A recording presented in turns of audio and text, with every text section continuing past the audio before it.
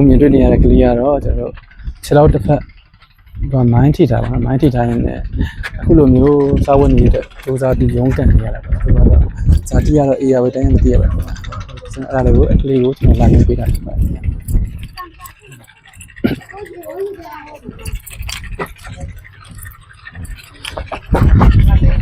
ဒီလေနေတိုင်းဒီလိုပဲလောက်ရလားဩအသက်ဘယ်လောက်ရှိပြီလဲ15နဲ့15နှစ်ပဲရှိသေးတယ်ဟုတ်ဗျာခြေထောက်လေးရပါဖြစ်တာမိုင်းထိဟိုကျောက်ကမိုင်းထိပါနော်ဘယ်တော့မှထိရလဲတာဟိုဗလဲတင်းကျို့တော့တင်းကျို့တော့ထိပါကြာအောင်မိနစ်ကလားမိနစ်ကဟုတ်ဗျာဒီပေါ့ဒါတကယ်ဆိုတာချီတူလေးနဲ့ဆိုမှနည်းနည်းအဆင်ပြေပါပေါ့နော်ဒါဇာတိရပဲရလဲရခဏစစ်နားလိုက်ပါလားတရားဝေးတိုင်းကဒီကိုရောက်တာပဲကြာပြီလားဒါလည်းခုနှစ်နှစ်ရှိပါ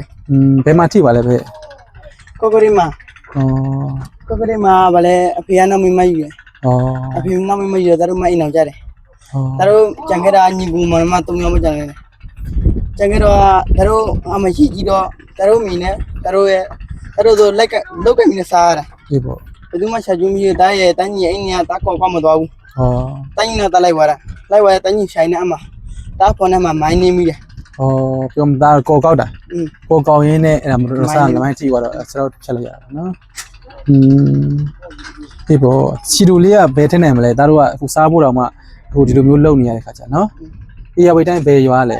ဟိုဗလဲအိမ်မဲပဲကြာအိမ်မဲပဲကချမ်းဒါချီတူလေးထည့်ချင်တာပေါ့ထည့်ချင်ကျောင်းရောဘယ်နှစ်နေခဲ့တယ်ကျောင်းရလား3နှစ်နေခဲ့ပြီ3နှစ်နေခဲ့ပြီနော်အဲဆိုရင်ပြောမယ်ဆိုရင်စာလဲရေးတဲ့ဖတ်တဲ့ုံလောက်ပဲရတယ်နော်အခုကျတော့15နှစ်တော့ရှိပြီဒါအမေတယောက်တည်းနဲ့ပဲနေရတာဒီချီတူလေးအဓိကတော့လာသားရှိလေးနဲ့လာတော့ရှိလေးဟုတ်โอเคနော်ဒါဒီကလေးလေးကတော့နော်အသက်ကတားနာမည်ဘယ်လိုခေါ်လဲဆိုင်းကိုမောင်ဆိုင်ကိုပေါ့နော်ဒီကလေးအသက်ကတော့15နှစ်ပဲရှိသေးတယ်ခြေထောက်လေးကတော့အဲ့လိုလေးမိုင်းလေးထိထားတဲ့အတွက်သူကခြေတူလေးထည့်ချင်တာပေါ့ဒီခြေတူလေးထည့်ရတာကိုကူညီပေးနိုင်တဲ့ကူညီပေးခြင်းနဲ့အလူရှင်တွေရှိရင်ကျွန်တော်တို့မင်းသားပရိဟိတနဲ့ဆက်သွယ်လို့ရပါတယ်နော်အခုဒီကလေးကဆိုရင်ဒီခြေထောက်ကလေးမရှိတဲ့ကြားထဲကစာဝတ်နေရေးအတွက်အဲ့လိုမျိုးနေစဉ်နဲ့အမျှဒီအုပ်ဖို့အလုပ်ကိုလုပ်နေရပါတယ်နော်အဲ့ဒီခါကျတော့ဒီစေနာရှင်ကုသိုလ်ရှင်များအနေနဲ့ဒီကလေးကိုတူတန်းခြင်းနဲ့ဆိုရင်ကျွန်တော်တို့မင်းသားပရိဟိတနဲ့ဆက်သွယ်လို့ရပါတယ်ကဲဟုတ်ပြီအခုလောလောဆယ်ကတသားလိုအပ်တဲ့နေရာမှာအသုံးပြုဖို့နော်လိုအပ်တဲ့နေရာမှာအသုံးပြုဖို့အတွက်အလူရှင်ဒါ for USA ဒါ for မိသားစု USA ကနေပြီးတော့အလူငွေ3သိန်းယူလိုက်မယ်နော်ဒါအသုံးခြင်းတဲ့နေရာမှာအသုံးပြုလိုက်နော်ကျေးဇူးမဟုတ်ဥပဒေလိုက်ပြလိုက်နော်စူတောင်းစကားနဲ့ပြောပြပါမယ်နော်ကိုလူတန်းပေးတဲ့လူရှင်ဆိုစူတောင်းစကားနဲ့ပြောပြ